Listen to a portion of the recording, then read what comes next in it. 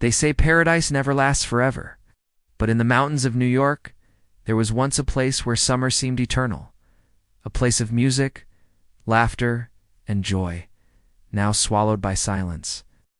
This is the haunting story of Grosinger S., the abandoned resort that was once called the Queen of the Catskills.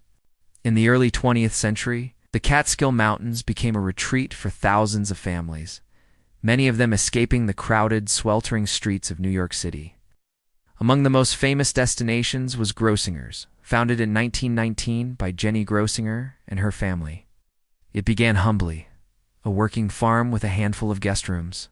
But Jenny had a vision. She believed a resort could be more than a place to sleep. It could be an experience, a world apart.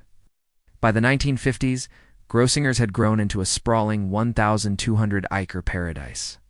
The resort had 35 buildings, 600 guest rooms, indoor and outdoor pools, an ice skating rink, championship golf courses, and a lavish dining hall that could serve 1,500 guests at once.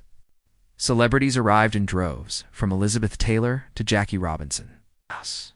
The resort even had its own airstrip, so private planes could land directly on its grounds.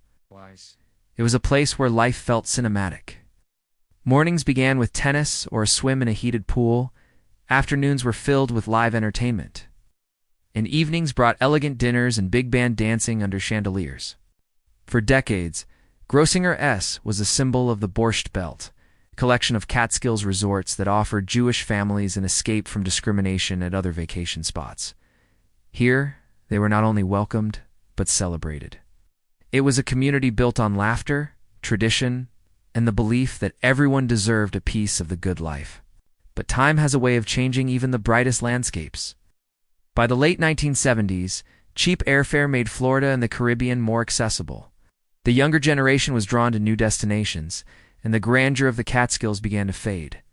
One by one, the great resorts closed their doors. Grosinger's tried to adapt. They renovated, advertised, even hosted events like the training camp for legendary boxer Rocky Marciano.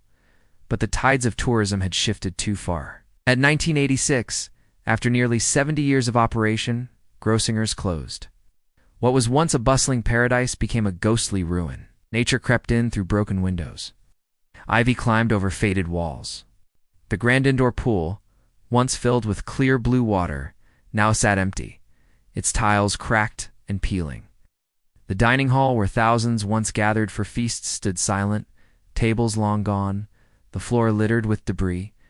Photographers and urban explorers who ventured inside described it as stepping into a time. Capsule lipstick-stained glasses still sitting on dusty shelves, tattered menus listing dishes no one had ordered in decades, postcards never sent. The echoes of its past seemed to linger in the air, the laughter of children playing by the pool, the swell of a live orchestra on a Saturday night, the clinking of glasses during toasts. One historian once said, "Places like Grosinger S. remind us that joy leaves footprints, even when the people are gone, for the local community." The loss was more than economic. Grosinger's had been a source of pride, a symbol of what could be built through hard work and hospitality.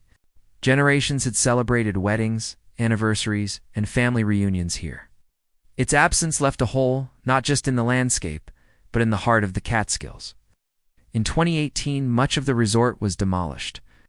The remains of its once grand buildings were reduced to rubble, clearing the way for an uncertain future.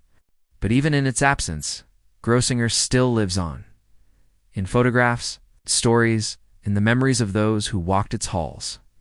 Today, when the wind moves through the empty fields where the main hotel once stood, it's easy to imagine the voices that once filled the air.